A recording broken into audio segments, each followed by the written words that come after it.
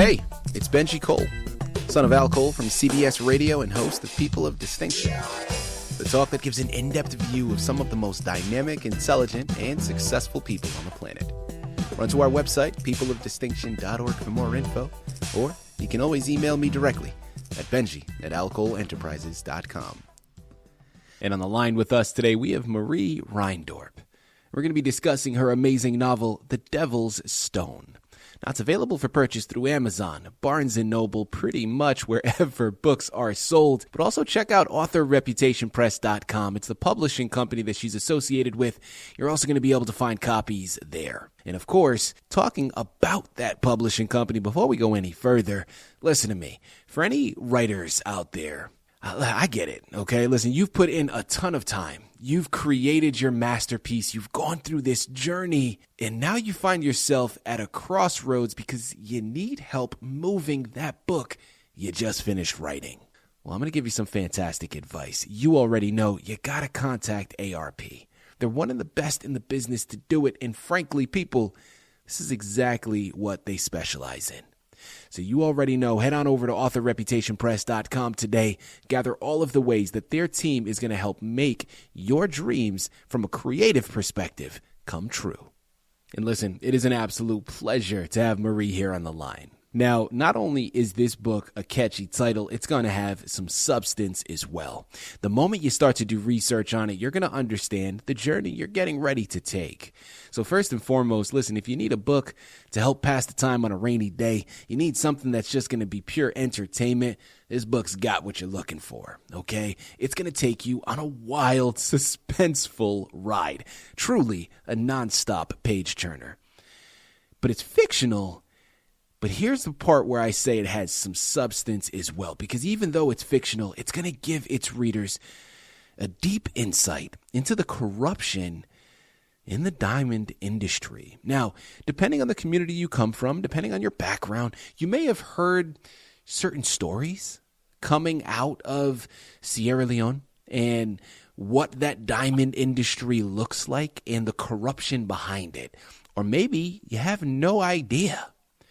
This book is going to give you a great look inside. And well, let me not say great because, of course, it's very disheartening, right? It's a very unfortunate circumstance. But this book is going to help you maybe look twice into acquiring some diamonds. Or if you want to acquire some diamonds, because I get it, they're beautiful, right? I mean, my wife loves them, okay? But maybe do a little extra research on figuring out the origin of those diamonds. I mean, this has weight that it carries, people. This is why it needs to be added to your shelf.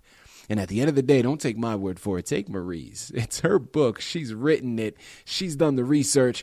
And she's going to be able to articulate everything much better than I ever could. So do me a favor. Sit back and strap in. Marie, first and foremost, welcome to People of Distinction. And thank you very much for being a guest. How are you doing today? I'm doing great, thank you, Benji, and thank you very much for having me on your show. Absolutely. Listen, the pleasure is all ours. Marie, I think what you're doing here is so special for a number of different reasons. But this book carries so much with it. Again, entertainment, it's got it. But I love that underlying message that is steeped in an unfortunate circumstance to really help raise awareness. So this is something that's needed. It's a true pleasure to have you here with us. Before we jump into the book, Marie, I want to learn a little bit more about yourself. So let's start there. Tell us more about your background, please. Okay, so I'm originally from the United Kingdom. Many years ago, I came here about 30 years ago. I grew up in a small town north of London, about 40 miles north of London. And I guess during school and those formative years, geography was really my thing. And I loved to listen to all the things about the places in the world and their cultures. And that captivated me. And for a long time, I wanted to travel to various places. And that's what I did. So I got a job as a tour guide in my early 20s and in Greece and Malta and various other parts of Europe. And that's really how it began. So I was able to travel and experience cultures, and that's a little bit about myself. So then I came to America, as I said, just over 30 years ago. And I have to say that that's probably the best decision I ever made in my life, other than marrying my husband. So America's been very good to me, and you have a vast country here, beautiful national parks. And I have to say that I love to travel around America as well. There you have it. Well, Marie, listen, we're going to have to invite you back onto the network, okay? Not to discuss this book in further detail or any other books you write in the future, but just to discuss your background. Because, listen, if there's one thing that I know about traveling the world myself, is that you get filled with so many remarkable stories. And we would love to hear them. I mean, I know you mentioned Greece of one of the places I have never been, although it's definitely on the list. And it's one of those places I look to go to, hopefully very, very soon. So thank you for sharing it. We'd love to discuss further. But of course, the anchor is all about your fantastic novel, The Devil's Stone. So without further ado, Marie, tell us a little bit more about the words on those pages. Well, okay, so my story is about the man and the woman and the little boy, and how they come together from three different worlds to find this Devil's Stone. And the Devil's Stone is a priceless red diamond. Everybody wants it and will do whatever it takes to get it, but whoever owns it will be king.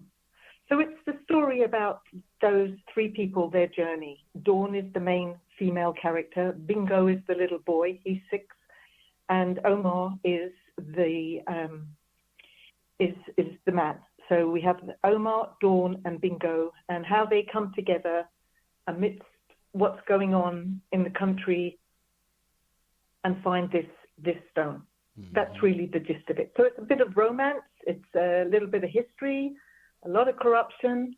That diamond is a character, and it's just a very interesting country. You know, Marie, I want to cover inspiration next because, you know, first and foremost, this is not the first novel that is to be written about diamonds, right? Or about discovering a treasure that a lot of people are after and wanting to acquire. But what inspired you not only to write this particular novel based upon this subject matter, but a subpart question to that, what inspired you to write and to embark upon this journey of becoming an author?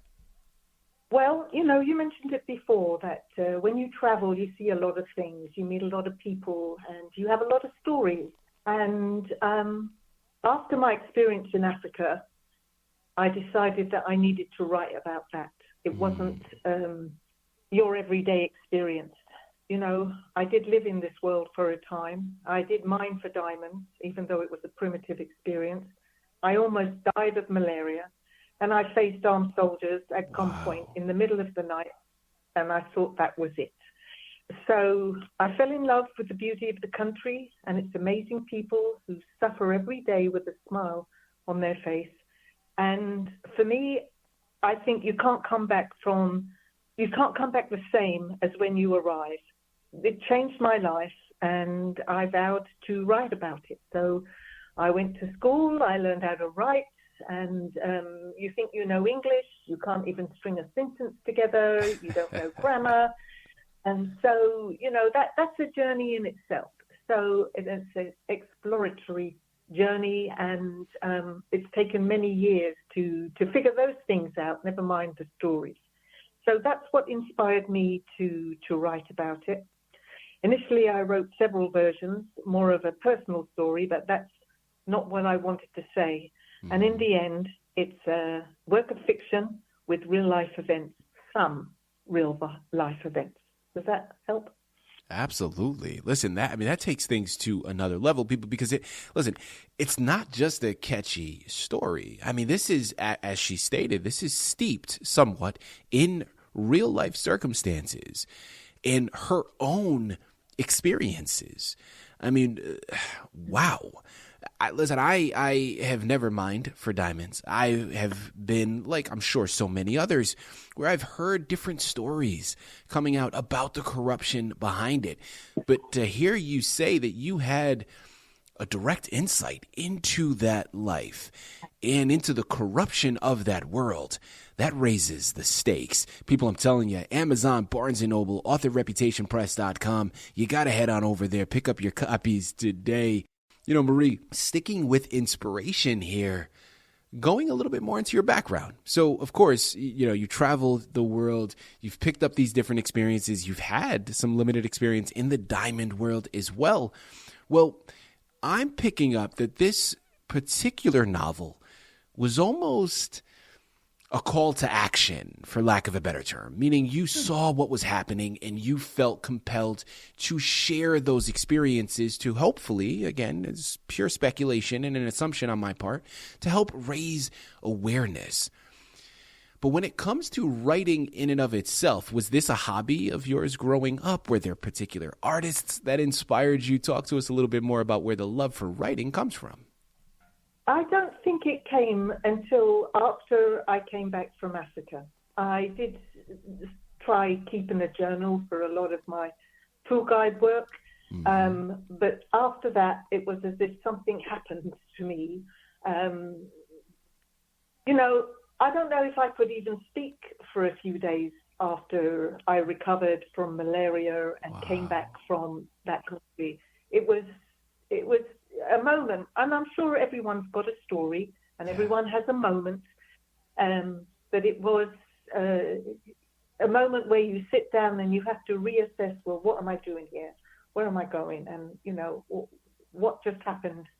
And that's really where I decided to start writing about it. Mm-hmm.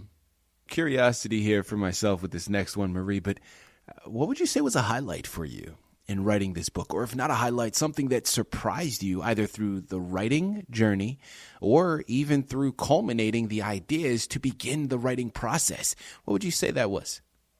I would say that, you know, I've been writing for many years now, and you're always looking for these nuggets of gold. Mm-hmm. And they don't immediately come until you're in the journey and you write a load of rubbish and you start all over again and you go down the path. But the highlights for me were Bingo, the little boy. How was I going to capture what was going on with the child soldiers and the children mining for diamonds so they could have a bowl of rice? How was I going to capture that? That wasn't like a travel brochure. That how could I put that in a story? Bingo came to life for me as I am writing this thing, because he is the country, you know, he is what's going on, and how he was at the beginning and how he is at the end, and what he goes through and his significance in the story. It characterized all of the orphans in the country due to the war over diamonds, the civil war, and the things that were going on. So I actually fell in love with this little boy, even though he's a figment of my imagination. He was so real.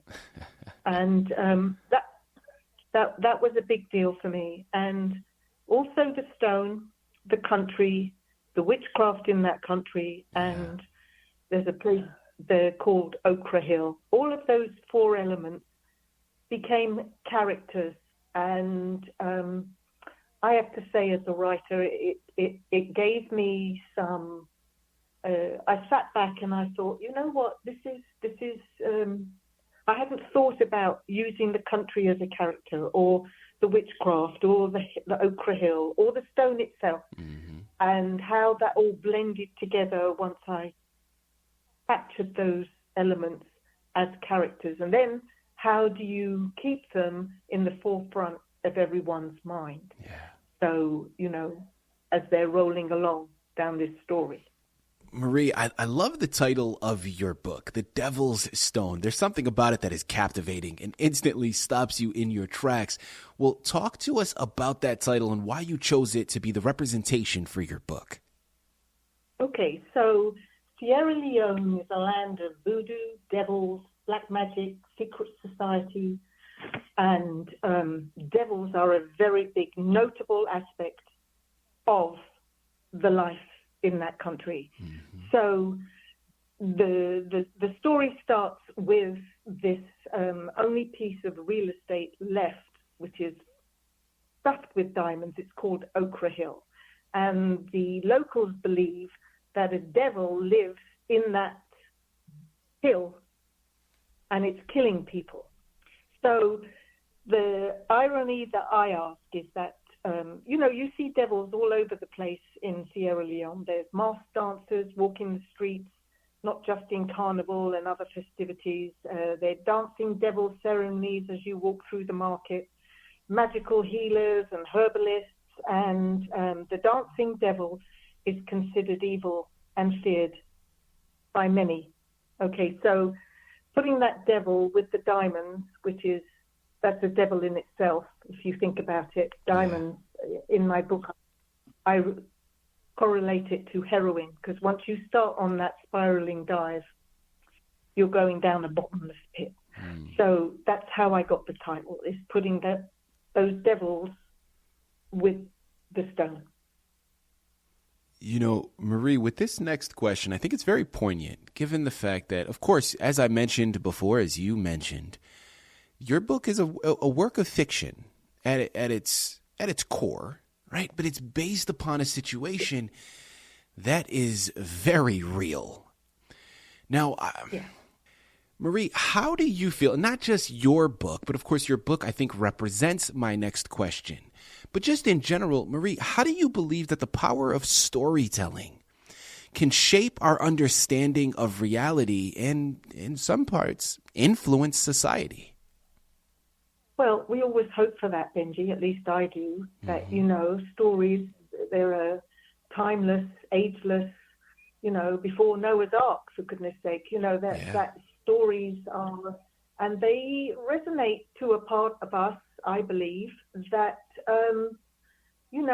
we want to be like people, or we don't want to be like people, or we don't want those situations, or I'll never experience that situation, but I can read about it, and that's it. I only need a little piece of that, but at least that's covered my curiosity. So those stories, I love literature, from all over the world. The folklore of different countries tells you so many things about the cultures. And, I'm trying to learn Spanish right now.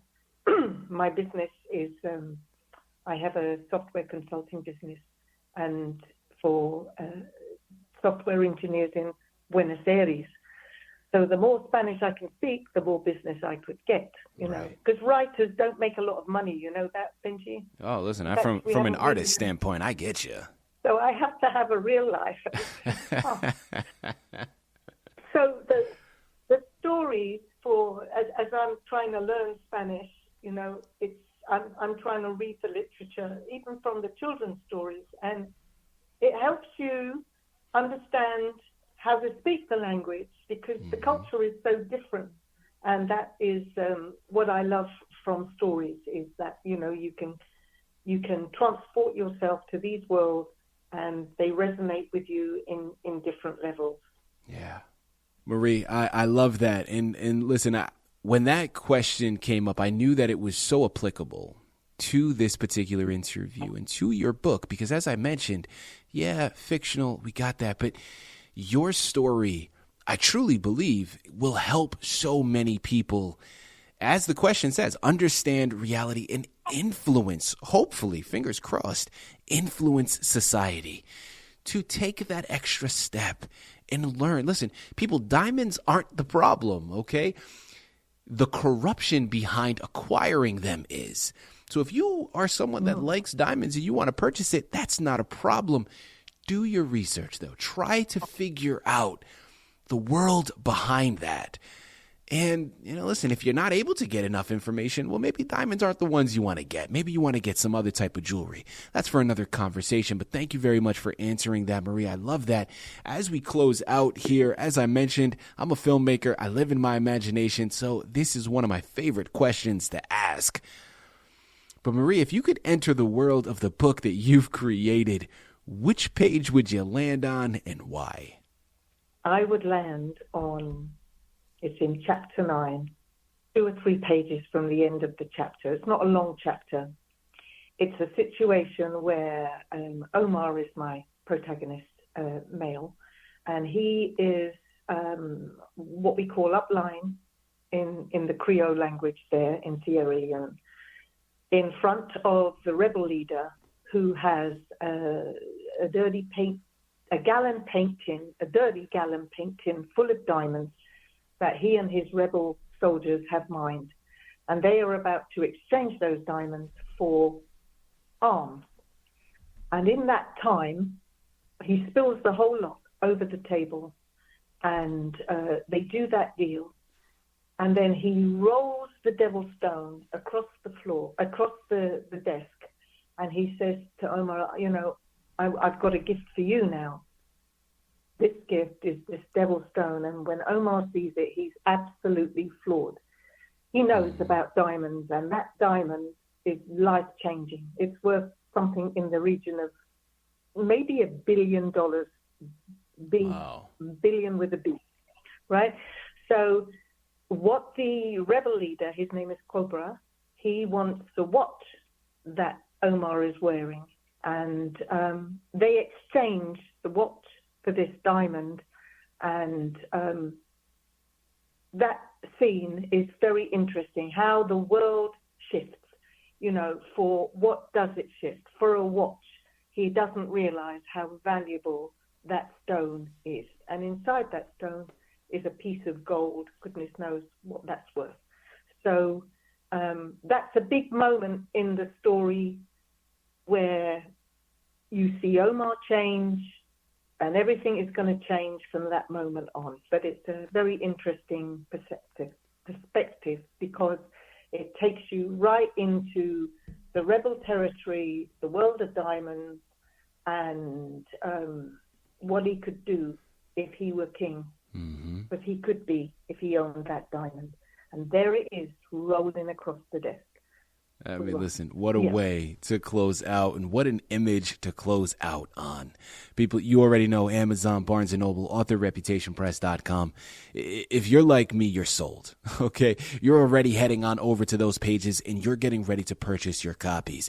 For everybody else, you need to wake up. I mean, this is a book you're going to need to add to your shelf. I'm going to take it a step further. This is something that I wouldn't be surprised if we see on the television or film screen very, very soon. You got to head on over there, pick up your copies of The Devil's Stone by Marie Reindorp. Marie, this has been an absolute pleasure, such an honor. Thank you once again for being a guest on People of Distinction. Thank you, too. Thank you.